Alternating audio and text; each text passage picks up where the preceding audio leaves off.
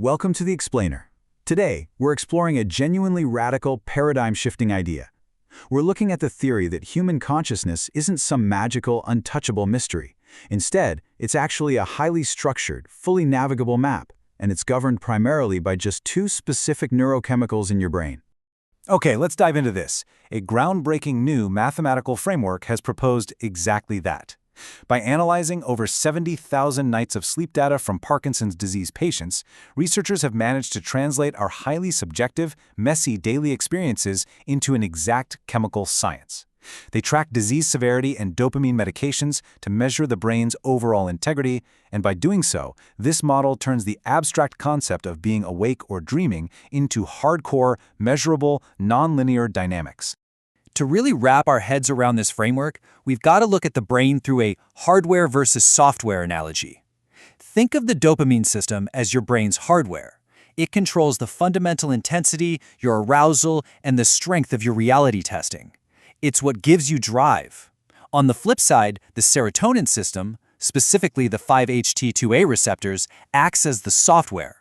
It provides the metacognitive modulation, it controls the complexity, the plasticity, and the flexibility of your thoughts. These are fundamentally independent systems, but they intersect and work together to literally shape every single moment of your waking and sleeping life. Now, what's really interesting about this slide is the stark contrast in how our bodies actually regulate these two systems. The dopamine system operates with a wildly narrow safety margin. Pushing it to the extreme can actually cause your neurons to fire themselves to death. It is a system with catastrophic failure potential if you push it beyond its limits. But in contrast, the 5-HT2A serotonin system has a massive safety margin. We're talking over 100 times the therapeutic dose. It modulates itself through rapid desensitization. That means it creates a self-limiting tolerance rather than a lethal collapse. Section 1. Mapping the state space. So if we take these two neurochemical axes and literally cross them, we get what researchers are calling the state space of consciousness. Think of it like a giant grid. Every single conscious state you will ever experience is essentially a plotted point right here on this map. The x-axis represents your dopaminergic drive, ranging from deep, dreamless sleep on the far left all the way over to a lethal excitotoxic threshold on the far right.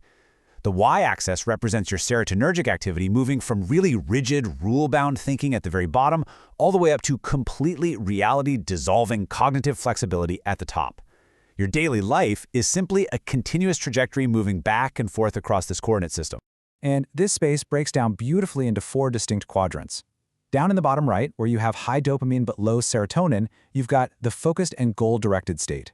This is your normal waking consciousness. It's the brain's exploitation mode, where you're just efficiently executing known tasks.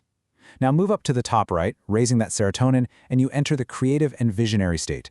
This is your exploration mode. It's marked by high drive and intense cognitive flexibility. Think of it like being in a deep flow state. Over in the top left, the dopamine drops but serotonin stays high. This is the dreaming and meditative state. It's full of rich internal imagery, but you have no physical drive to act on it. And finally, the bottom left, the unconscious and depressive state. Both systems power down into dreamless sleep, or, in pathological cases, severe depression and anhedonia. Section 2. The prefrontal cortex paradox. But here's the catch. Not all parts of your brain navigate this map with the same level of resilience. And that brings us to the micro level of our most advanced brain region, the prefrontal cortex. Now, the prefrontal cortex is absolutely the crown jewel of our conscious experience, but ironically, it's also our Achilles heel. It is uniquely fragile because of four critical vulnerabilities. First, it has an extreme metabolic demand. It burns up to 20% of your total brain glucose, even though it only makes up about 4% of brain mass. Second, it operates on a really steep inverted U-curve, meaning it requires precisely titrated dopamine levels just to function. Third, it has a D1 dominant architecture, which basically means it's heavily biased toward overexcitement. And finally, it requires massive connectivity to coordinate network activity across distant regions of the brain. And this brilliantly illustrates what happens when that super fragile system gets pushed too far. During a generalized seizure, you actually see a massive subcortical release of dopamine. Now, intuitively, you'd think more dopamine equals more consciousness, right? But because of those four vulnerability factors we just talked about, the prefrontal cortex undergoes catastrophic depletion due to a massive supply and demand mismatch. It completely crashes from metabolic exhaustion. The subcortical regions spike, the prefrontal cortex collapses, and boom, consciousness is lost entirely. Section 3. The spiritual retreat experiment. We've just seen how involuntary extremes, like a seizure, can radically alter our neurochemical map. But what happens when everyday people voluntarily decide to push these boundaries? Let's pivot to a really fascinating clinical study led by Andrew Newberg at Thomas Jefferson University that explored exactly that. They tracked 14 everyday individuals undergoing an intense 7-day Ignatian spiritual retreat. This meant a full week of deep silence, intensive meditation, prayer, and profound personal reflection. The goal here was completely unprecedented. They wanted to see if intense behavioral practices alone could physically alter the brain's baseline dopamine and serotonin networks.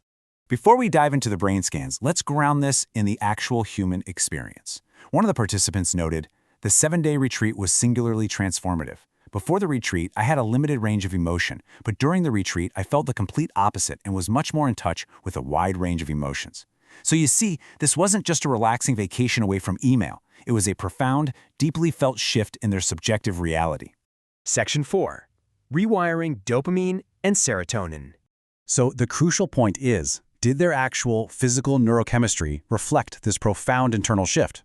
To find out, the researchers used day-scan SPECT imaging to measure transporter binding in the brain right before and immediately after the retreat. Just take a look at these day-scan images of a participant's basal ganglia. You've got the pre-retreat scan on the left and the post-retreat on the right. Notice that visible reduction in the bright orange and red coloring? That is visual proof of a physical, structural change in the brain's dopamine transporter binding after just one single week of intense silence and meditation.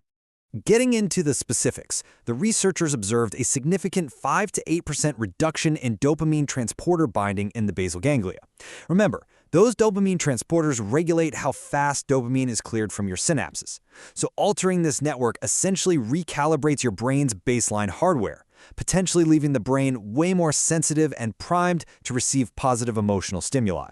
And you know what? It turns out it wasn't just dopamine.